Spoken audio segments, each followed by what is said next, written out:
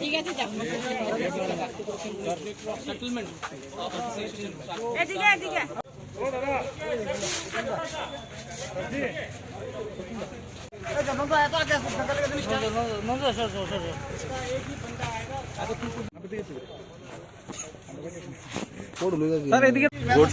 Vote দিতে এলাম। Vote তো শান্তিপূর্ণভাবেই চলছে, উৎসবের মেজাজে চলছে এবং সারা রাজ্যের যা খবর এখন পর্যন্ত আমাদের কাছে এসছে যে অ্যাভারেজ 60% 62%-এর মতো মানে হওয়া উচিত এখন পর্যন্ত। তো আরও 2 ঘন্টা আমাদের হাতে সময় রয়েছে। আমরা দেখছি সমস্ত রাজ্য থেকে 4 বিধানসভা যেখানে হচ্ছে সেখান থেকে খবর নিচ্ছি।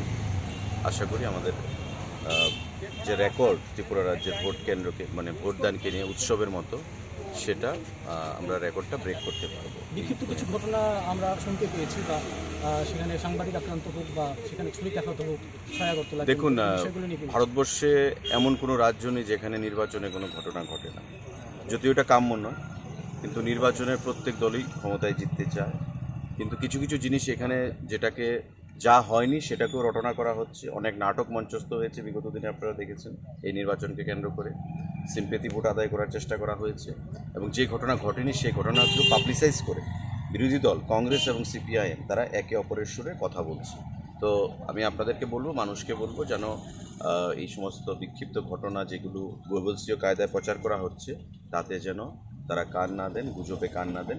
এখনও সময় রয়েছে, ভারী মাত্রায় গিয়ে আপনারা ভোট প্রদান করুন। এখন পর্যন্ত যা অবস্থা, মানে দুটি কেন্দ্রই আপনাদের যারা প্রার্থী আছেন তাদের জয় নিয়ে কতটা প্রত্যাশা?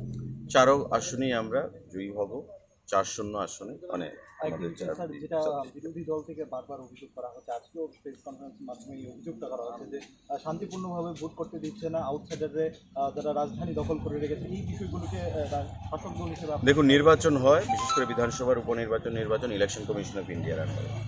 নিউট্রাল পুলিশ প্রশাসন, neutral civil administration, election commission সেখানে রয়েছে। তো সে বিষয়ে আমি কোনো টিপ্পণী করতে চাইব না। আমি এটাই বলবো যে পরাজয় বুঝতে পেরেছেন, পরাজয় বুঝতে পেরে এখন বিভিন্ন ধরনের তারা অজুহাত দিয়ে পরাজয়টাকে ঢাকতে চাইবেন, আবার নতুন ইস্যু খুঁজবেন মানুষকে বিভ্রান্ত করার জন্য, মিসগাইড করার জন্য। নির্বাচন কমিশনের ভূমিকা নিয়ে কি বলবেন?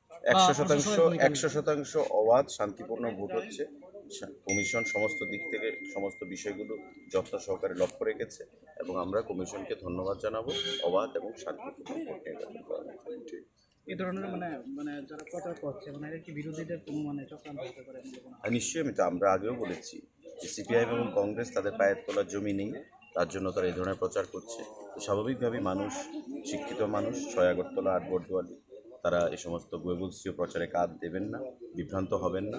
এখনও যারা বিভ্রান্ত হয়ে ঘরে বসে রয়েছেন তারা ভোট প্রদান করুন এবং আমাদের যারা প্রার্থীরা রয়েছেন তাদের জয় সুনিশ্চিত। আগামী ক্রিয়া বন্ধুরা রয়েছেন, প্রত্যেক জায়গায় শান্তিপূর্ণ অবাধ নির্বাচন হচ্ছে। আজকে অবাধ নির্বাচনে মানুষ তাদেরকে প্রত্যাখ্যান করেছে, তাই তারা এই ধরনের কথা বলছে। আপনি তথ্য সংস্কৃতি দপ্তরের মধ্যে রাষ্ট্রপতি থেকে প্রধানমন্ত্রী যখন ভোট দিয়ে ছবি তোলার জন্য দেওয়া হয়, কিন্তু আজকে অধিকাংশ জায়গায় সাংবাদিকদের যাওয়া দেওয়া হচ্ছে না, কিন্তু ইলেকশন কমিশনাররা পাস থাকে। এই ব্যাপারটা আপনি কীভাবে দেখবেন আগামী দিনের ইলেকশনে? দেখুন, এটা নির্বাচন যখন ঘোষণা হয় ইলেকশন কমিশনের আন্ডারে সমস্ত কিছু চলে যায়। So I have got nothing to comment on this.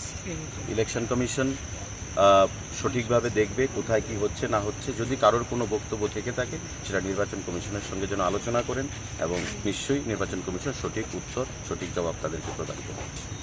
Surma কেন্দ্রে আপনাদের সঙ্গে প্রতিদ্বন্দ্বী হচ্ছে এখানকার অবস্থান আপনার দলীয়ভাবে? সুরমা কেন্দ্র আমরা জয়যুক্ত হব, তাতে কোনো সন্দেহের কোনো অবকাশ নেই, আমরা জয়ী হব।